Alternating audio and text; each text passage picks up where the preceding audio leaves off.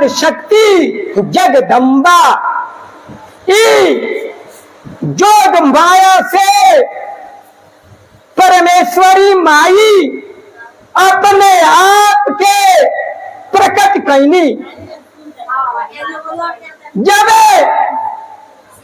परमेश्वरी माँ अपनी संपूर्ण शक्तियों को ब्रह्मांड से प्राप्त करके अपनी योग माया से प्रकट हुई तो उनके अंदर यही इच्छा उत्पन्न हुई कि मैं विवाह करूं। तो जहां कुछ नहीं कोई नहीं केवल माँ ही माँ, जिधर देखो उधर माँ ही माँ। कहा जाता है कि माँ दुनिया तेरे आंचल में। आप सोचिए जहां संपूर्ण ब्रह्मांड माँ के आंचल में है, वहां एक छोटा साधक अपनी माँ के रूप का वर्णन कैसे कर सकता है? क्यों कि माँ के आंचल में पूरा संसार, और संसार में नगण्य जिसका कोई महत्व नहीं, वह एक शिव का जीव उसे माँ का वर्णन करने जा रहा है। कैसे वर्णन करे उस आदि शक्ति का जिस रूप को देखने के लिए मन वाणी बुद्धि लौट करके चला आता है, लेकिन माँ की कृपा से, भोलेनाथ के कृपा से मैं उस दृश्य को, प्रभाव को आप भक्तों के सामने प्रस्तुत करने का प्रयास करता हूँ। तो आइए वही जगदम्बा माँ पहले जब प्रकट हुई तो माँ ने सोचा क्यों ना मैं विवाह करूं। सोचा माँ कि विवाह कैसे करूं, कोई तो है नहीं, किसको अपना जीवन साथी बनाऊं। माँ कुछ क्षण रुक करके फिर अपनी योग शक्ति से, माया से, वह तो प्रकृति है माँ, माँ प्रकृति है और प्रकृति ही ब्रह्म के महत्व को, प्रतिष्ठा को कायम रखती है। यह एक वाणी मेरी वाणी नहीं है, यह मेरे गुरु की वाणी है कि ब्रह्म और प्रकृति का जो मिलन होता है बड़ा ही पवित्र होता है। तो माँ प्रकृति तो आ गई, लेकिन माँ का प्रकृति का जो मिलन ब्रह्म से होने वाला था उसमें कुछ समय लगा। माँ ने अपनी योग माया से ब्रह्मा जी को प्रकट कर दी। पहले ब्रह्मा को प्रकट की माँ, फिर विष्णु को प्रकट की और तीसरे बार में शिव को प्रकट की। तो माँ ब्रह्मा के रूप को देख करके माँ अंदर ही अंदर बहुत खुश हुई, ब्रह्मा के रूप से लुभा गई।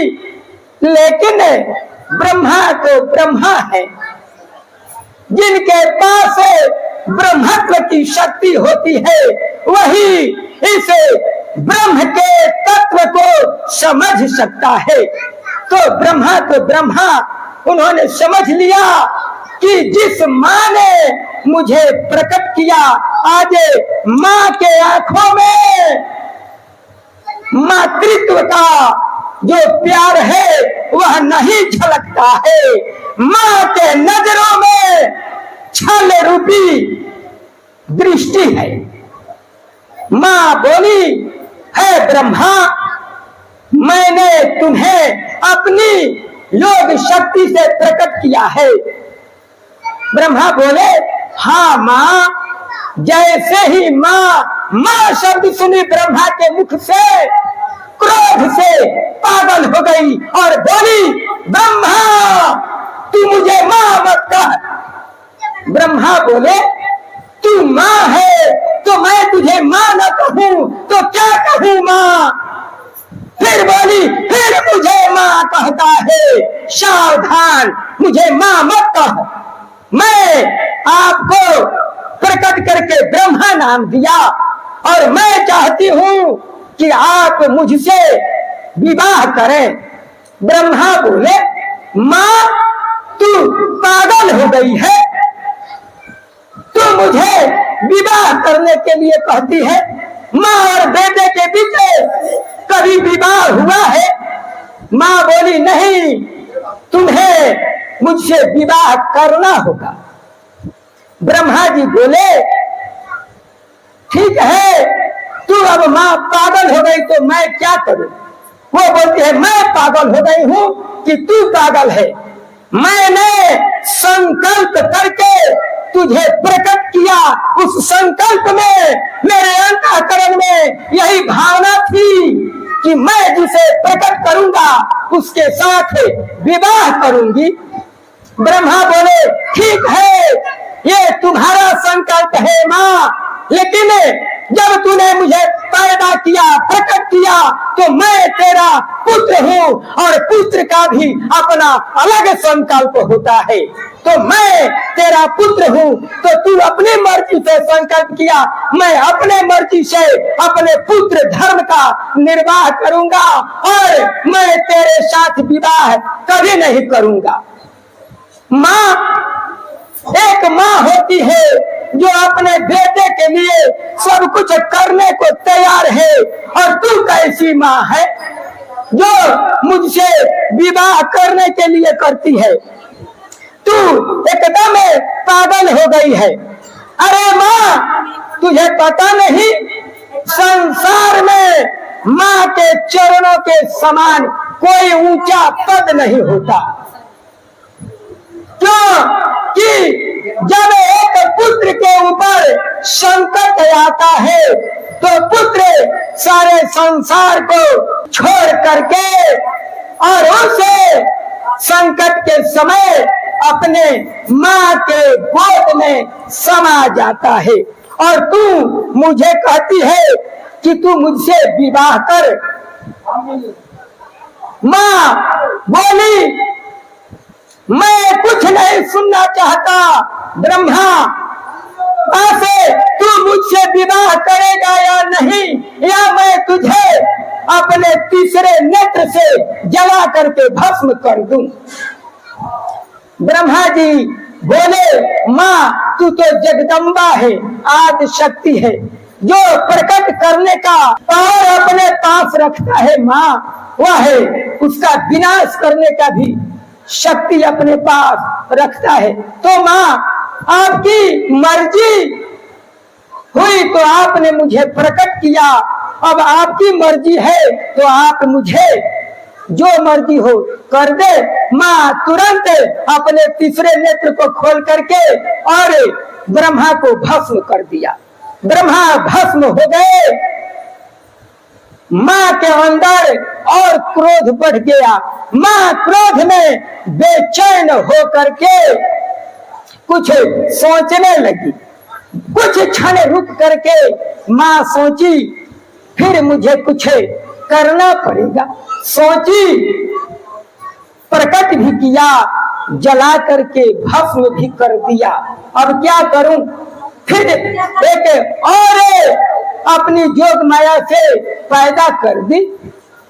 बहुत ही प्रभावशाली दिव्य स्वरूप वाला वह पुरुष पैदा की माँ। पैदा करके माँ बहुत खुश हुई और बोली, मैंने आपको प्रकट किया, आपका नाम विष्णु है, आप मेरे साथ विवाह करें। विष्णु जी बोले, मैं विवाह करूं? तो हाँ, यदि आप मेरे साथ विवाह नहीं करेंगे तो देखिए, मैं इसके पहले ब्रह्मा जी को आपके पहले मैंने पैदा किया, वो विवाह करने के लिए मुझसे सहमत नहीं हुए, मैंने उन्हें भस्म कर दिया। विष्णु जी बोले, तो आप तो मेरी माँ है, आपने ब्रह्मा जी को भस्म कर दिया, आपके पास सारी शक्तियां है, लेकिन माँ, जैसे ही माँ शब्द सुनी, परमेश्वरी फिर वही क्रोध वाली भाव बोली, आप मुझे माँ न कहें तो अच्छा होगा।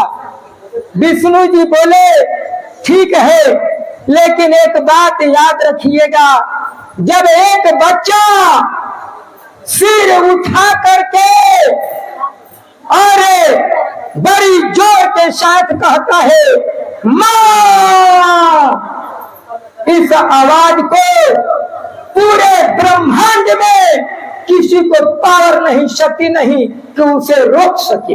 यहाँ तक कि जो प्रबुद्ध संत होते हैं, सिद्ध संत होते हैं, स्थित प्रज्ञ संत होते हैं, कुछ क्षण के लिए उनके हृदय में भी यह मां शब्द उन्हें सम्मोहित करता है।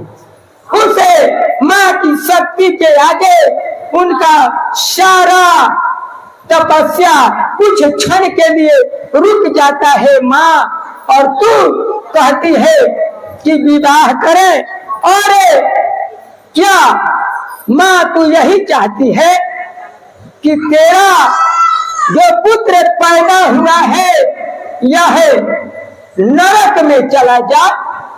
जब मां और पुत्र के बीच विवाह होगा तो वो पुत्र कहलाने के लायक नहीं रहेगा और जन्मों जन्मों तक वह नरकगामी होगा। किसी के अंदर ताकत नहीं कि उस पुत्र को बचा ले, वह नरक में ही जन्मों जन्मों तक गलता रह जाएगा। क्या मां तू यही चाहती है कि तेरा पुत्र नरक से कभी ना निकले? मैं विष्णु हूं, आपने मुझे प्रकट किया। हर मां चाहती है कि मेरा पुत्र स्वर्ग में जाए, नरक से स्वर्ग में। और तू कैसी मां है कि जो चाहती है कि मेरा पुत्र स्वर्ग से जन्मों जन्मों तक नरक में जाए? यह सुन करके मां चुप रही, बोली नहीं, तू मुझसे विवाह करेगा या नहीं? फिर विष्णु जी सोचे इस बात का मां के ऊपर कोई प्रभाव नहीं पड़ा। फिर कहते हैं मां, हमने संसार में सुना है कि भले पुत्र कपूत हो सकता है, पुत्र कपूत हो सकता है, लेकिन माता कुमाता नहीं होती। लेकिन आज मैं क्या देख रहा हूं कि पुत्र तो सुपुत्र है और माता ही कुमाता बन गई। यह मैं विश्वास नहीं करता मां, अब भी तुम्हें सोच मां, सोच, यह अच्छा नहीं है मां। यह सुन करके मां बोली नहीं विष्णु, तुम्हें विवाह करना होगा। विष्णु जी बोल दिए मां तुझे जो करना है करो, लेकिन मैं विवाह नहीं करूंगा। फिर मां वही क्रोध में आई और क्रोध में आकर के अपना तीसरा नेत्र खोल करके विष्णु को भी जला करके भस्म कर दी। मां का जो क्रोध था और तेज हो गया। मां सोचने लगी मैंने दो पुरुष को उत्पन्न किया, दोनों ही अपने प्रण पर अड़े रहे, मेरे मन की भावना में कोई परिवर्तन नहीं हुआ, अब मैं क्या करूं? अंत में मां शिव जी को प्रकट की अपनी जोग माया से, तीसरे रूप में भगवान भोलेनाथ को शिव जी को उत्पन्न की, प्रकट की। जब भोलेनाथ प्रकट हुए मां बहुत खुश हुई, बोली हे शिव, तुम्हें तो संसार सत्य भी कहता है, शिव भी कहता है, और तुम बड़े ही बहुत ही सुंदर हो। तुम्हें सत्यम शिवम सुंदरम कहा जाता है। तो इसे तीनों लोक में सबसे सुंदर हो और सत्य भी हो, तुम्हारा प्रभाव रहेगा। शिव जी तुम्हें मेरे साथ है, विवाह करो। शिव जी बोले विवाह? मां बोली हाँ, तुम्हारे पहले मैंने दोनों को जला करके भस्म कर दी। भोलेनाथ बोले कैसे भस्म कर दी, किस चीज से भस्म कर दी? माँ बोली अपने तीसरे नेत्र से। और कैसे भस्म किया? शिव को लोग कहता है भोला सीधा, लेकिन याद रखना जो भोला होता है उसका जो निर्णय होता है वह निर्णय भोला नहीं होता। जो काम हम अपने बुद्धि के द्वारा अपनी कुटिलता से धोखे से नहीं कर सकते वह काम सहज भाव में भोला भाव में हो जाता है। इसीलिए महादेव को भोला कहा जाता है।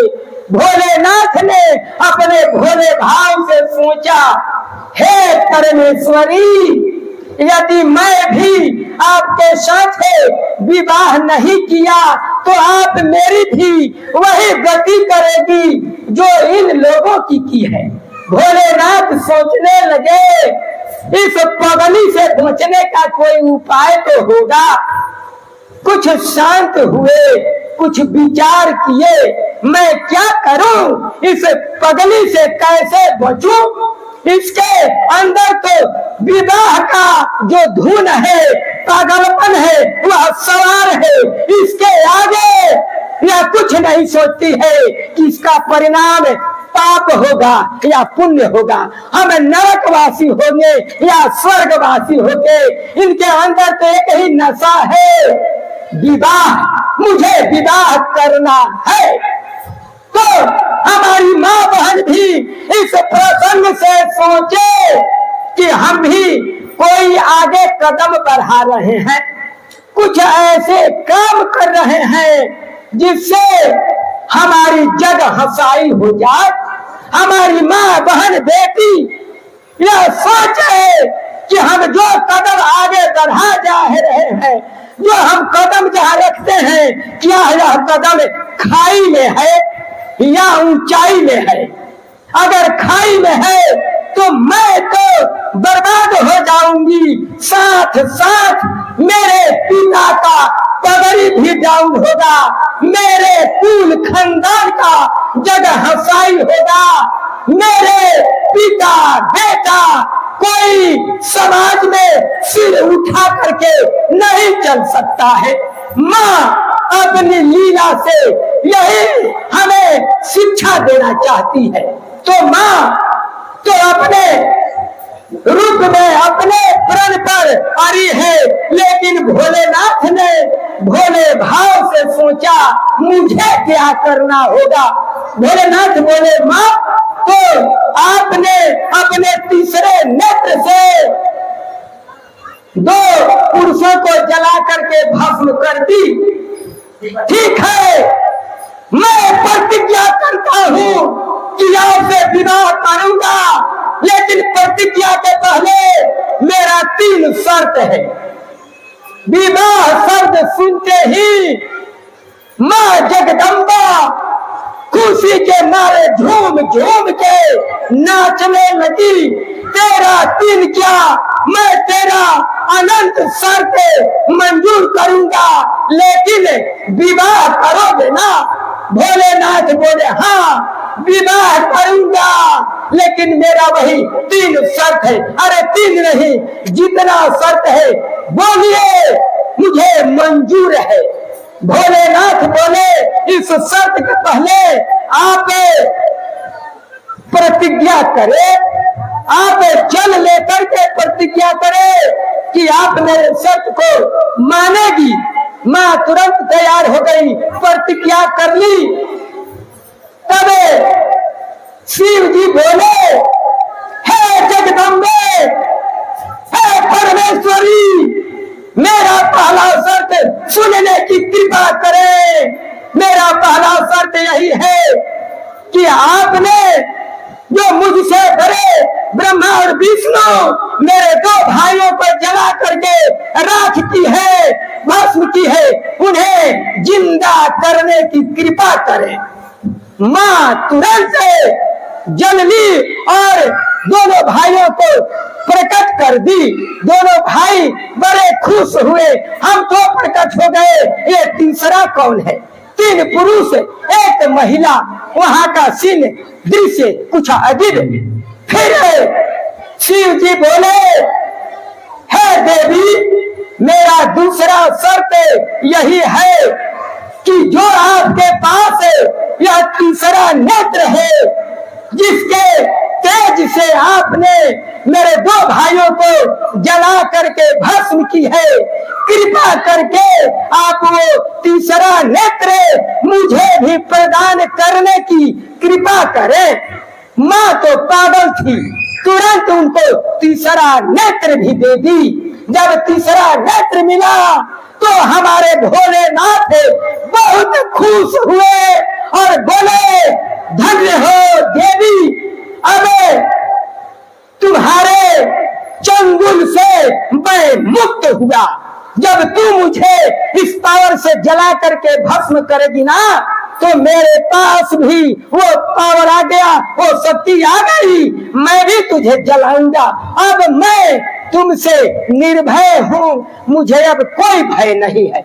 तब तक माँ बोली, शिव जी आप क्या सोचते हैं? तीसरा अपना शर्त बोलिए। शिव जी बोले, तीसरा शर्त यही है कि यह जो तन है यह माँ का तन है, आप इस तन को बदल दें और मैं आपसे विवाह करने के लिए तैयार हूँ। जैसे ही माँ तीसरे शर्त को सुनी, सिर झुका करके अपने अंदर बहुत दुखित हुई।